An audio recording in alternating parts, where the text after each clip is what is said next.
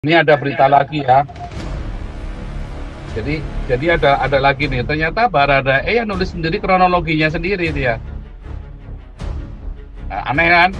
Jadi ini terlalu, bahkan yang sekarang pengakuan yang sekarang pun masih dusta pula. Sebenarnya dusta dengan dusta ini mungkin ruwet semua nih. Ya, ini kabur, tambah nggak tambah bener tambah kabur nih.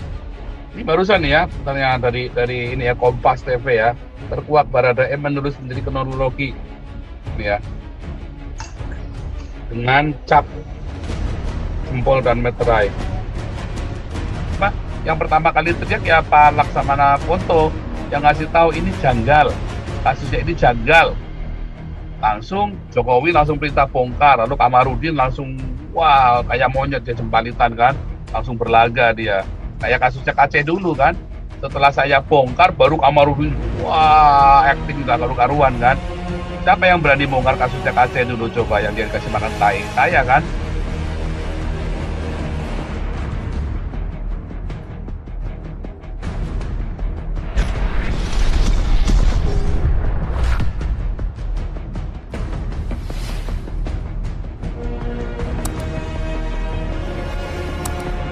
Oke, lanjut. Siapa lagi nih mau bicara boleh ya. Kita masih punya waktu nih kurang lebih setengah jam. Pak Suara mau komentar lagi boleh Pak Suara. Lanjutin, puas-puasin ngomongnya Pak Suara.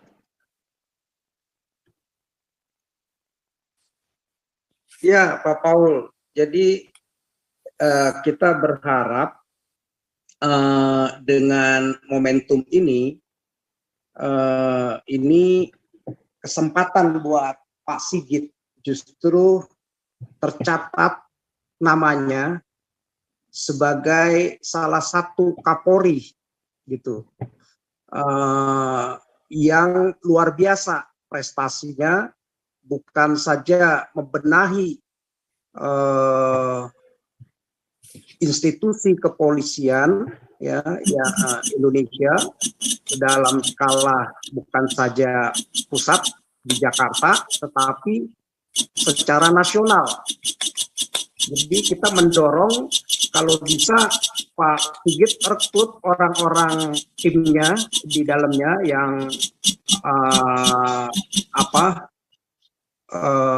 intelektual di kepolisian untuk membentuk satu sistem bisa dipelajari dari negara-negara maju sehingga tidak ada lagi ya mungkin kejadian akan ada tapi akan jauh lebih bagus lagi dan bahkan mungkin akan dibiar nggak apa-apa justru berani dibongkar. Bahkan kalau perlu ada ratusan kasus yang model-model seperti ini pun nggak ada problem begitu. Justru semakin bagus. Artinya justru kepolisian yang dipercaya oleh masyarakat, oleh rakyat Indonesia, digaji, dibayar oleh pajak rakyat Indonesia, benar-benar terlihat ada pembersihan, ada pemberesan, ada reformasi yang luar biasa begitu. Sebagai kepolisian kan tentunya kita bicara pertama apapun adalah moralitas sebagai penegak hukum ya, mesti ada moralitasnya sebagai penegak hukum yang harus dijunjung itu dulu moralitasnya begitu, karena dialah sebagai penegak hukum ya, justru jangan sampai penegak hukum malah melakukan kejahatan ya. Kalau seperti itu ya otomatis citra lembaga sebagai penegak hukumnya ya pasti akan terpuruk di tengah masyarakat begitu. Jadi kita berharap lewat momentum ini bikin satu sistem yang bagus, pelajari dari negara-negara maju. Kalau yang saya tahu dari negara-negara maju itu ada bentuk laporan dari bawahan-bawahan, dia punya hak untuk menanyakan keputusan atasannya. Bawahan di gubernur boleh bertanya kepada gubernurnya, kenapa Anda mengeluarkan 100 miliar, padahal misalnya pembelian barang ini hanya 50 miliar. Nah, kalau jawaban gubernur itu nggak benar, itu bisa dilaporkan di institusi yang lebih tinggi lagi. Ya semacam kayak model KPK-nya dilaporkan dan itu bawahannya dilindungi gitu. Di bawahannya dilindungi oleh negara sehingga ada keberanian dari bawahannya, dari orang-orang yang masih muda yang punya moralitas yang baik, yang punya karakter yang baik, kejujuran yang baik, ya nggak segan-segan begitu. Kalau atasan yang nggak benar, yang bobrok, yang korupsi, yang ada menyembunyikan kejahatan, yang manipulatif, berani dilaporkan begitu. Dan justru itulah yang akhirnya mendorong satu institusi bahkan satu negara menjadi baik.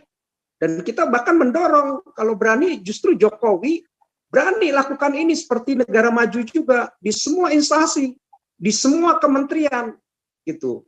Jadi baik di BUMN kalau ada direkturnya, wah dia mengeluarkan uang katakan 100 miliar untuk ini, padahal menurut bawahannya ini hanya 50 miliar. Berani dibikin form pertanyaan.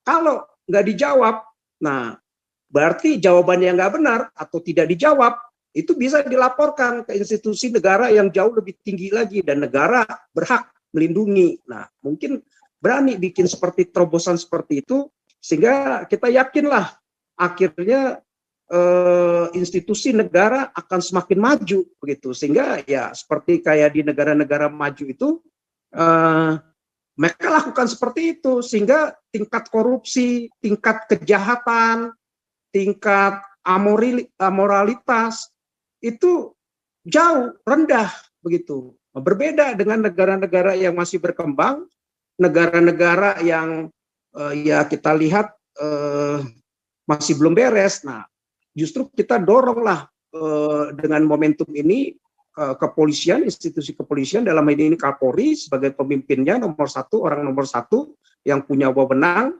bikin sistem yang bagus begitu sehingga yang ada di institusi kepolisian adalah aparat-aparat yang jujur, yang baik, yang punya moral yang baik begitu. Nah, kalau itu terbangun, ya negara, masyarakat, rakyat bangsa Indonesia juga nggak akan merasa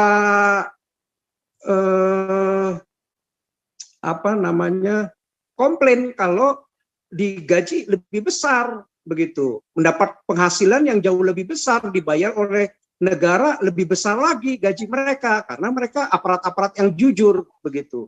Nah, saya rasa bagus untuk salah satu untuk memutus mata rantai yang selama ini ya kita lihat memang semakin bagus ya pergantian Kapolri ini, tapi kita lihat masih banyak PR-nya begitu dan masih banyak yang ya kasus ini memperlihatkan begitu ternyata di tingkat level jenderal ya sebagai pemimpin malah justru banyak melakukan kejahatan seperti itu. Nah, jadi saya rasa ini kesempatan Pak Sigit untuk membereskan. Malah kalau menurut saya ini bisa dilakukan dengan luar biasa, nggak apa-apa bongkar. Kalau perlu ada 3-5 kasus lagi bisa seperti ini, jangan takut di internalnya. Artinya berarti kepolisian bekerja untuk membenahi internalnya dengan luar biasa. Dan yang kedua ya seperti tadi rekan-rekan sudah katakan, jangan hanya di internal saja, jangan hanya sesama Kristen aja, berani, baik itu ulama, bahkan di negara maju, wakil presiden pun berani mereka tangkap begitu, selama itu ada buktinya salah, FBI segala macam, berani gitu, jangan takut lagi, nah, berani lakukan sebagai institusi kepolisian sebagai penegak hukum yang profesional. Ya, kata kuncinya pertama ya tadi moralitas, ya kedua profesional begitu. Jadi profesional kalau memang ternyata ada orang yang melanggar hukum, baik itu presiden, baik itu wakil presiden, baik itu ketua MUI, baik itu Anwar Abbas, baik itu Yusuf Kala, baik itu Anies Baswedan, Rizik Sihab, kayak si Bahar, ditangkap, jangan segan-segan, UAS menyerukan memprovokasi, tangkap, berani begitu, minimal diinterogasi dulu kan, nggak main tangkap begitu saja begitu. Kalau ini benar-benar menyalahkan HTI, kalau benar-benar provokasi tangkap. Nah, berarti kepolisian kita profesional dalam melaksanakan tugasnya, gitu, tugas-tugas kepolisian. Sehingga kalau dari atasan berani, yang di tengah berani, ya pamennya, di bawahannya juga akan berani bertindak, begitu. Sehingga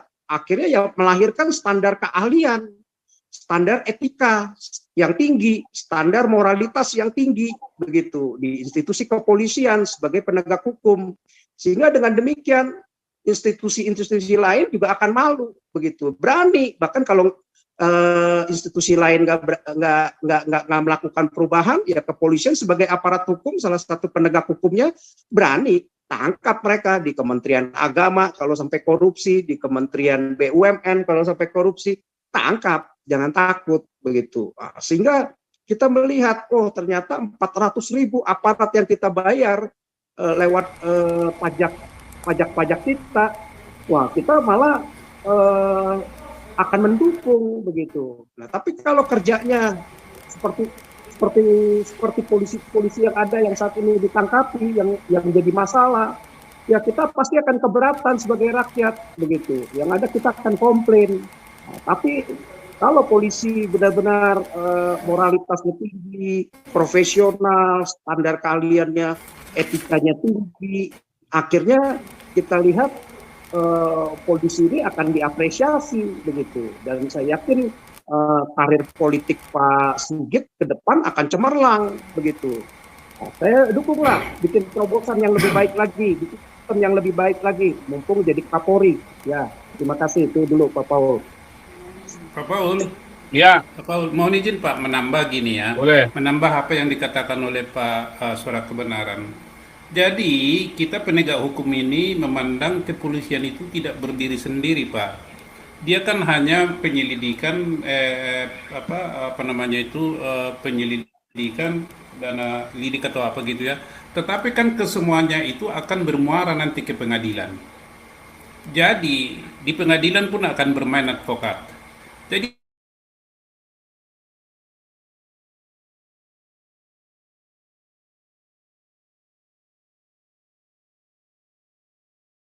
dia pengadilan contoh bekerja, dia harus proses. Begitu pengadilannya udah memang, halo Pak Polisi katanya, coba ngedumel nggak tuh polisi? Ngedumel lah, kalau begini gimana? Jadi seluruh penegak hukum ini harus bekerja sama. Kalau polisi saja yang diberesin, yang lain nggak diberesin, sama saja. Jadi kalau saya, bagi pemerintah, bagi DPR atau siapapun, ini momentum memperbaiki seluruh lembaga penegak hukum, termasuk ini BPKP adjudikatif. Ya ini kan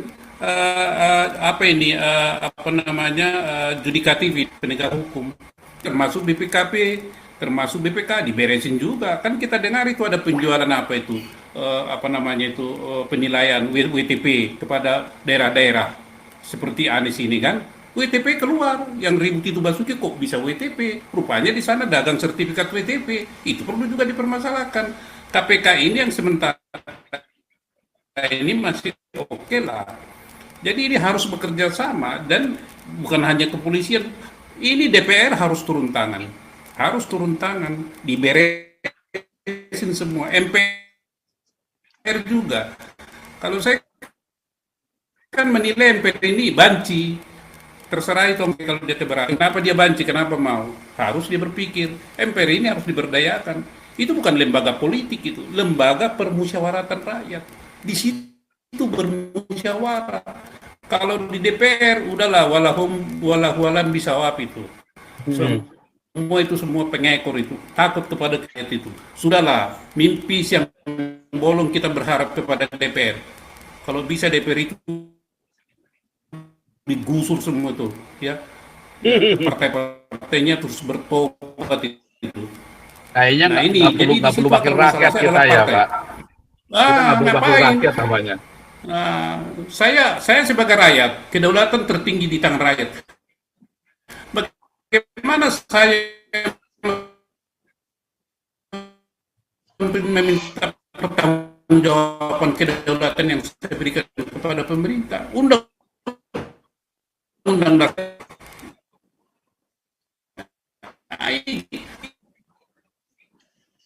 Tidak cukup hanya kepolisian, pengadilan juga si Kamarudin ini kan, Pak Kamarudin sama saja. Jadi semua udah moral hazard lah. Kalau ini nggak dibenahi mulai dari awal sudah, nanti 2045 Indonesia ini bisa tenggelam ini. Bukannya muncul malah tenggelam.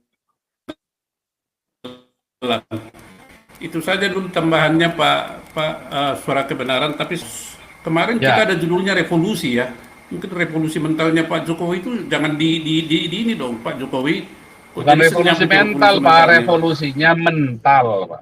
Nah ini revolusinya mental. Oke, Pak Raja Uti langsung.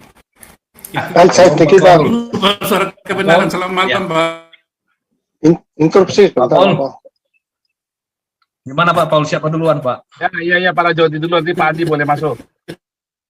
Oke, jadi gini Pak Paul, kalau saya melihat ini satu momentum yang baik ya, artinya polisian itu mulai berbenah. Karena memang ya pertaruhannya nama baik institusi Pak. Dan yang kedua itu adalah masalah trust atau kepercayaan masyarakat terhadap kepolisian. Ya apa yang dilakukan hari ini mungkin suatu awal, tapi ini belum cukup. Ini memang perjalanan yang masih panjang gitu Pak Paul gitu ya, untuk bebenah ini. Terus yang kedua kemudian ini buat saudara-saudaraku Bangsa Batak, hati-hati loh dengan kasus ini. Kan mau dibawa-bawa ke pena suku, agama maupun ras. Ini masalah hukum. Jadi kita hukum itu tidak memandang suku, agama atau ras. Artinya yang penegakan hukum ya harus penegakan hukum gitu, bukan karena kita orang Batak itu harus ribut-ribut memaksakan bahwa pemerintah harus begini begitu sesuai dengan konsepnya. Kita serahkan kepada mekanisme hukum yang ada gitu. Jadi jangan mau digalang opini-opini untuk yang artinya itu jadi ke arah sara gitu. Jadi misalkan saja ya Pak Paul ya, orang Batak kita lihat, sementara Baradae maupun Sambo itu mungkin orang dari Sulawesi ya, dari Manado atau mungkin dari ini ya, dari Sangir gitu ya. Artinya bukan itu yang jadi esensinya sebenarnya. Esensinya adalah penegakan hukum, bukan berarti kita menang-menangan hukum itu karena menggunakan suku, menggunakan agama atau menggunakan isu ras gitu, atau menggunakan identitas gitu Pak Paul gitu. Yang kedua yang saya khawatir ke depan ini, kebetulan situasinya ini di institusi ini, yang terlibat semua itu rata-rata kita lihat ya mohon maaf ya beragama Kristen gitu. Jangan sampai nanti ini ke depannya ini jadi presiden buruk Pak Paul gitu. Ya. Artinya ini jadi stigmatisasi terhadap terhadap orang-orang Kristen aparat sendiri. Kristen gitu. Pasti nanti kan. Nah, ini harus hati-hati. Jadi apapun upaya-upaya ini menggiring ke arah masalah SARA, harus dilawan juga Pak Paul, jangan dibiarkan karena ini nanti berbahaya, karena yang mengadu domba kita dengan kawan-kawan dari Minahasa maupun dari Toraja gitu Pak Paul. Bukan itu sebenarnya yang kita inginkan. Kita bukan mau perang suku atau perang agama gitu ya. Bukan itu. Jadi orang-orang yang pansos menggiring upaya-upaya ini ke sana harus diwaspadai juga Pak Paul gitu. Ini percayalah, ini hanya penegakan hukum dan demi kebaikan suatu institusi yang tempat kita bergantung gitu dalam soal penegakan hukum. Jadi biarkan mereka itu melakukan reformasi dan melakukan momentum perbaikan bagi diri mereka sendiri gitu kira-kira Pak Paul. Itu aja Pak Paul. Terima kasih. Nah ini ada berita lagi ya. Jadi ada lagi nih. Ternyata Baradae yang nulis sendiri kronologinya sendiri dia. Nah, aneh kan? Jadi ini terlalu, bahkan yang sekarang pengakuan yang sekarang pun masih dusta pula. Sebenarnya dusta dengan dusta. Ini mungkin ruwet semua nih. Ya, ini kabur, nggak tambah bener, tambah kabur nih. Ini barusan ya, ternyata dari ini ya Kompas TV ya, terkuak Baradae menulis sendiri kronologi. Ini ya. Dengan cap jempol dan meterai. Ya, wah, tambah nggak bener ya pokoknya. Ya, Andi USA, lalu Pak Sutrisno, Suara Kabar, dan Amerika, Robert Mawengan. Silakan Pak Andi, Amerika.